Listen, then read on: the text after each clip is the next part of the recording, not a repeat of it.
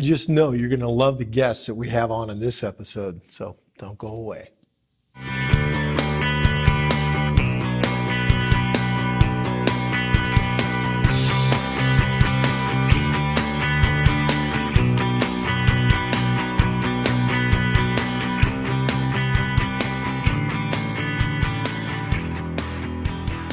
Welcome to the interview. I'm Dr. Rick Wadge, and it's great to have you with us this week. We have a special friend, really noted scholar, has written so many books, as you can see those around us in the set, and that is Dr. Ron Charles. Ron, it's good to have you here. Thank you, Rick. It's a great privilege to be here. And what brings you to Texas? Well, we have some speaking engagements here in Texas. But we're missionaries to Egypt. We normally come back to America Thanksgiving, Christmas, and New Year's. But we had an emergency in our family with a death in the family. So we had to go to a funeral in East Texas. Okay. And so while we were here, we went to some of the churches we've been to in the past. Well, I'm sorry to hear about the death in your family. What do you do when you're ministering in Egypt? What's that about? Well, we've been there for 30 years, and we do ministry in Egypt, but we also use Egypt as a springboard to go into other Islamic countries in the Middle East. But my wife and I were having a study maybe 26 years ago in Egypt, and we were reading James, the first chapter. Mm-hmm. We got to James 1:27, and James was talking about true religion. And we read it, then I said, go back, read it again. So my wife read it again and again and again. And I discovered something. True religion was not a ministerial society. It wasn't a great cathedral like you see in Europe. It wasn't a denomination. It wasn't an individual ministry or church. True religion was to care for the widows, care for the orphans, and keep yourself pure. Mm. And I noticed also something about these widows, that James said absolutely nothing about caring for Christian widows. He said nothing about caring for Jewish widows or for Persian widows or for Greek widows. He just says widows. And in Egypt, especially in Cairo, there are literally thousands, as a matter of fact, there's in reality 2 million widows that are living under bridges, next to sewage ditches, under stairwells. Does the government not take care of them? No, not with the Islamic teaching. The Islamic teaching says that if you are a widow, then it's because you were not a good enough wife to your husband. And when you are not a good enough wife to your husband, then your husband is taken from you as punishment to you. And so because you're in judgment, then the government is relieved from any responsibility. What a guilt trip. Yeah. And sometimes the family takes care of the widow, but more times than not, they do not. So is the family structure there unlike Judaism, for example, where they're not as tight-knit, or are they, and they just have a problem with widows? The women are at the very bottom of the class structure. Widows are below that. Mm-hmm. And the estate that that the widow and the husband collected when he was alive, when he dies, it's not hers. It belongs to the next male member of the family. So it's the family structure that goes back to the 6th century. So, for example, if the husband and wife had a house, mm-hmm. and the husband passes away, it doesn't go to the wife. It does not. It goes to the next male member. Could be a son, could be a grandson, could be a down the line cousin that she doesn't even know. And so when that happens, then that male member determines her fate. Sometimes they allow her to live in the house and they take care of her. But many other times they do not, and she has to hit the streets or live under a bridge or whatever. And so what we began to do is that we began to give these widows of what we call a bag of hope. A bag of hope is a canvas bag about 1 meter tall. We fill it full of rice and beans and honey and various things like that. And it's enough to feed a widow and 4 children for an entire month. And we deliver it to these widows. We don't prerequisite that they become Christian or anything else. They're in need, so we give it to them. But we deliver it in the name of Jesus. And many of those women accept Christ because he is the one who saved their lives, literally. And so we, each widow gets one a month. And although we're delivering hundreds of them a day, they get one a month. And so, Does the community at large, does the government even, do they see that as an intrusion, a blessing, a way of shame for them not taking care of their own? the past 2 governments, the Mubarak government and the Morsi government, did consider that a threat.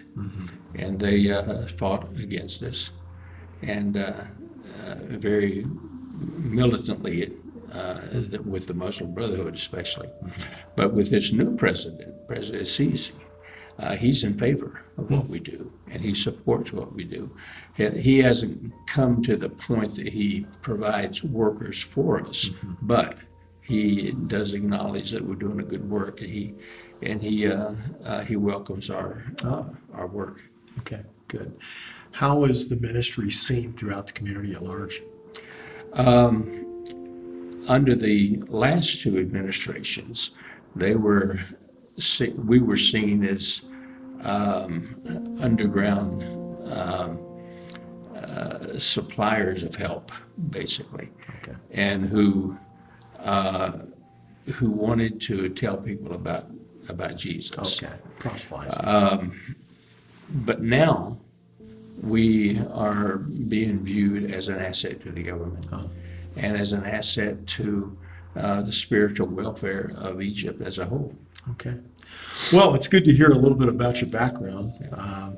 You and I, prior to turning on cameras, came from a Bible study, so it's good to hear your insights on scriptures and the events surrounding the Exodus, actually, what we were talking about. So it had very much to do with Egypt and the place that you minister. Yes. We're surrounded by pictures all around us of some of the books that you've written. Not all of them, because I didn't have enough room to put all of your books.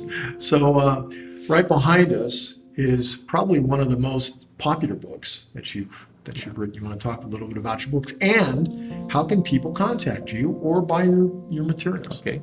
Yeah, The Search is a book of about 700 pages, and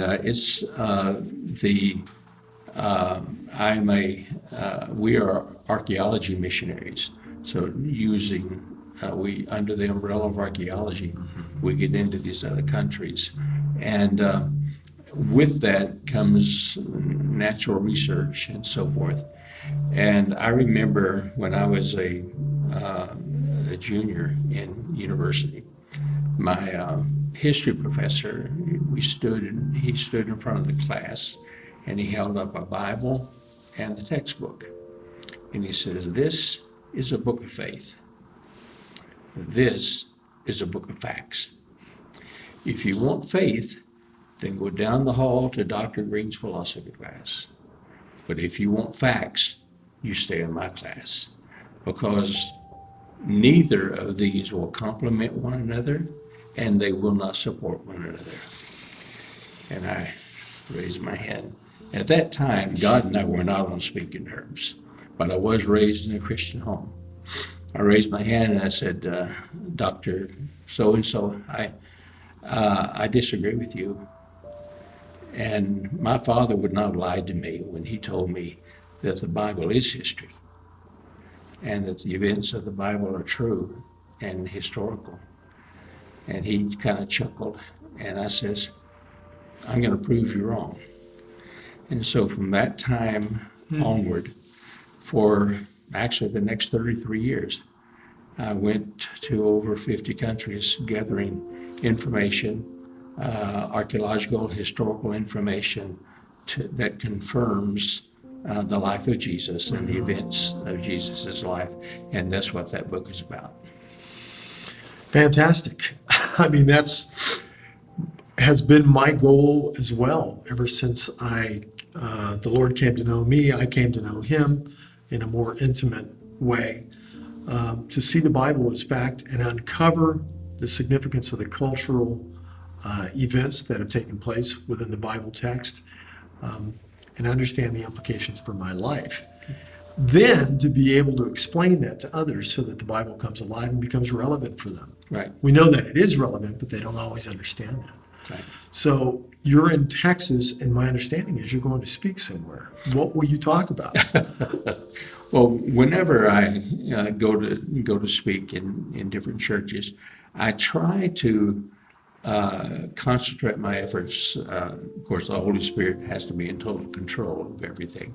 But if I had my choice, I would talk about the life of Jesus on every occasion, and how history does confirm his life.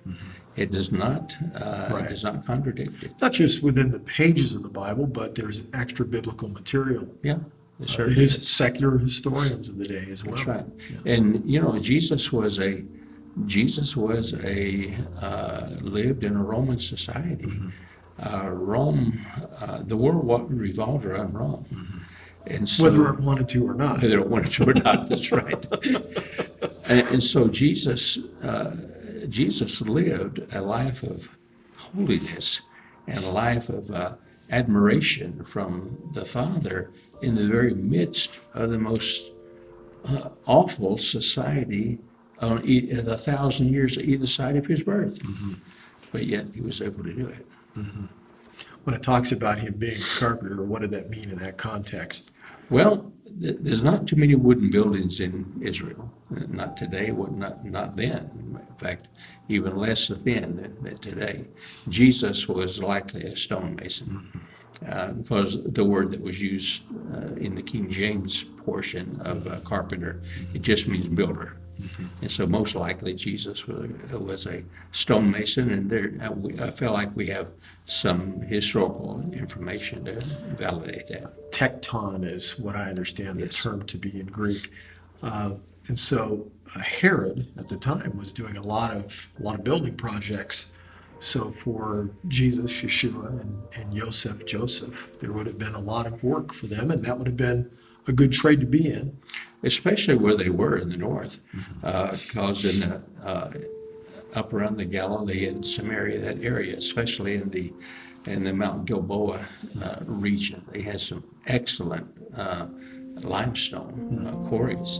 And now in the south, they had some quarries down there, but it was kind of a mixture of limestone and sandstone. So it wasn't any good for foundational building. And it was good for just regular walls and that type of thing. But for foundations, you need some really heavy duty, and you get that in the north. And so where Joseph and Jesus, the family, was located, they're within that district, that mining district. And, there was construction going on in Tiberias, there's construction in Julius and in Capernaum, and so they had more work than they knew what to do with. Prior to going into his public ministry with Yochanan the Immerser, John the Baptist at the Jordan, how do you feel he was influenced at the time? I mean, this is a big can of worms to look into. We think, for example, that John, who we know as John the Baptist, we call him that, was probably had some type of interaction with the Essenes, from some of the terminology that's used in the New Testament Gospels. What about Jesus? What about Yeshua? Because he surprised the rabbis when he's going for his, I guess, his bar mitzvah. So let's talk about that a little bit. Well, I don't think Jesus was necessarily heavily influenced by the Essenes or any of those groups that were kind of isolated and hermits. Although they were certainly admirable, and I guess you'd call them holy, or at least they call themselves holy. Or seems like they desired like to be. it. They didn't want to be like the priests in Jerusalem that were being so influenced by the Romans at the time. But Jesus was, he was absolutely remarkable. There's no other person, and we're not talking about his divine nature, even he as a man, it was just, it was beyond comprehension, because he was able to adapt to his audience. If he was talking to Greeks, then he would talk from the position of Greeks, Greek culture, Greek manners, Greek history, Greek philosophy. He wouldn't talk to them about the Jewish law. He wouldn't talk about Jewish manners, because they didn't understand that. Same thing with Romans. But when he was talking to Jews, he absolutely knew what he was talking about. And so no one has ever been able, except him, to identify his audience and to pull from them the needs that they were facing. And then he used all of these philosophies and histories and manners from that background to emphasize his point that he wanted to make to them. And I totally agree, and draw out of them their innermost need. Exactly. So that they would see their ultimate need for the Father, for God. And so I think probably more than any type of outside influence like the Essenes, that Jesus was able to glean spiritually by pulling out, as you said, his audience. The only one that I can think of that is much like that would be Rav Shaul, the Apostle Paul, where he adapts his message based on the And situation. he did in fact.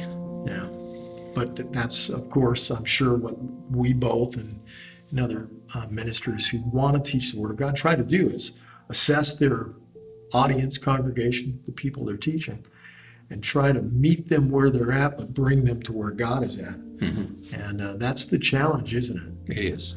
It really is. What's your favorite? You just mentioned that Jesus was your favorite thing that you would talk about all the time. What specific aspect or teaching or situation in the life of Jesus that we read about that you like to talk about the most? Probably, I would say, his teachings. Of course, you can't get away from the miracles. I mean, they're just phenomenal, and there are things that happen in these miracles that change the course of the universe, so to speak. And so you can't get away from the phenomenal things that was. But his teachings were something that had never hit the earth before. And like I said, he was able to utilize all of this stuff together to have a specific teaching, and not only with his parables, but just with the common sense stuff. When you look at like the Sermon on the Mount, Matthew 5, 6, and when you look at Luke 6 chapter, and see what he said. I mean, you can take each one of those verses, and you could write a 100-page book on it. Just each one of them. Which I think you have. Yeah. One of the things that really also excites me about the teachings of Jesus, of Yeshua, is that even when he would use a known story of the day and start teaching it, he would flip the ending. He would, yes. And I just love that. It's like, telling the story everybody's heard, Mary had a little lamb, or whatever it was, and then get to the end and the punchline changes so that it struck them. Well, there's, John tells us, the very last verse in the book of John says that if everything that we know about Jesus is written, all the books in the entire world would not be able to contain it. That's a lot of stuff. That's a lot of stuff. And which means that we've lost a lot. Because when you look at the Gospels that we have today, there's 129 different events. And so what happened to all the other tens of thousands? They were destroyed, lost. But in my opinion, God has placed his hand of protection on those 129. Which means that he preserved them for us in our time, our century, and which means that there are no minor events and major events. There are events that were protected so that we could read about them, we could study them, we can meditate upon them, and they're for a purpose. And so everything that's in there is of equal value. Of course, except for his sacrifice. That's head and shoulders above everything. But beyond that, everything else is of equal value. So many times we read and we just kind of skip over something to get to something more important. An example of that would be the healing of Peter's mother-in-law from a fever. And a few more verses down, then is the call of Peter, James, and John. So we kind of read that and say, oh yeah, I've heard about this healing of this woman before. Now I'm getting something really important. Go back down to the call. But Good point. it's there. And it's there in at least 2 of the Gospels or 3 of the Gospels. So obviously it was put there for our purposes. And so now it's up to us to find out why. I agree. I have found in my own studies that every word, every part of the text is so essential, but and I'm agreeing with you, but we tend to overlook some of the most important things. That's right. And when we do so, we really miss the hook, line, and the sinker. We miss the punch of what the whole point is. And my story would be the example of that they go into the house of Simon the leper. Yeah. Which in the Aramaic is not a leper at all. It's Simon the potter, because you can't go into the house of a leper because they didn't have houses, they weren't in town, and certainly a rabbi would not enter in. And our rabbi wouldn't enter in because it was right before the time of him becoming the Passover lamb. Yeah, exactly. So, but we miss all those things when we don't slow down, take our time, and really do this. Exactly. I think when they pick up your books, and I want you to tell them how they're going to be able to do this. When they pick up your books, they're going to be able to slow down enough to see the beauty of the passages that will come alive. Okay, how can they pick up your books? Well, some of them are on Amazon, but to make sure you can get the one that you want, you can order them from our website. Which is? Our ministry is the Cubit Foundation. Okay. That's C-U-B-I-T. Okay. And the word cubit has 2 definitions. It's an old Seminite word. And one definition is a unit of measurement. And Noah thing, from Noah in the ark. And then, but the second definition means purpose without end. And that's the one we have adopted.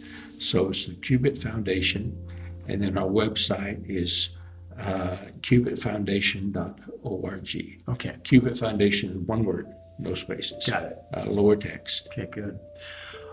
Which of the books would you recommend they pick up first? Well, the book that I wrote specifically for Muslims, I guess you could say, that's been most effective for them and been effective for even non-believers in America is the arrest and crucifixion, Okay. which talks about Jesus's last few days before his crucifixion. And it goes into great detail from the Roman point of view, what crucifixion was all about, how it was accomplished, and so forth. And as far as an overall picture of the life of Jesus, then the search would be the one. But the search is pretty heavy duty. Okay, last question for you. And this is two parts. What is your favorite place to visit in Egypt? And what is your favorite place to visit in Israel? Okay. Egypt, I would say probably the Giza Plateau, with the three prominent pyramids and the Sphinx. And why? Well, there's two reactions. There's no middle road. You have those that walk up to this pyramid and look at it and say, I've never seen anything like this before. Then you have the other ones that walk up there and, has a big pile of rocks. Now let's go eat. I'm of the first group, by the way. But especially the Great Pyramid, I mean, it is so Amazing. phenomenal that you could When you sit look there. up, it's just Yeah. like it never ends. And you could stay days, weeks there studying it. And so that would be my favorite. I also like Saqqara. And, Yes, I've been there. Not necessarily the step pyramid, but the masadas that are there. And Masada is the underground tombs. And Did you ever go to Fayum? Oh yeah, Oh, that's an amazing place too. yeah. Yeah. Joseph's Lake. And, Yeah, yeah. yeah. Yeah. But our professional work, archaeology work, is in Saqqara. Okay. And we have done some work on the Giza Plateau, but primarily in Saqqara. Israel, we've been to Israel a lot of times, and most times just to work. And because we conducted tours over there, and then did archaeology work, working with the Albright Institute, and did a lot of archaeology work there. But my wife and I have gone a couple of times, 3 times, just us and no work, just visit Favorite place? every place. And my favorite place, I would say, probably would be the Golan Heights. Oh, that's an amazing place too. Dr. Ron, it is wonderful to have you here. Please stop in again as soon as Thank you're you. back in the area. And remember, you can pick up Dr. Ron Charles' books at thecubitfoundation.org. You don't want to miss it. You're going to learn so much.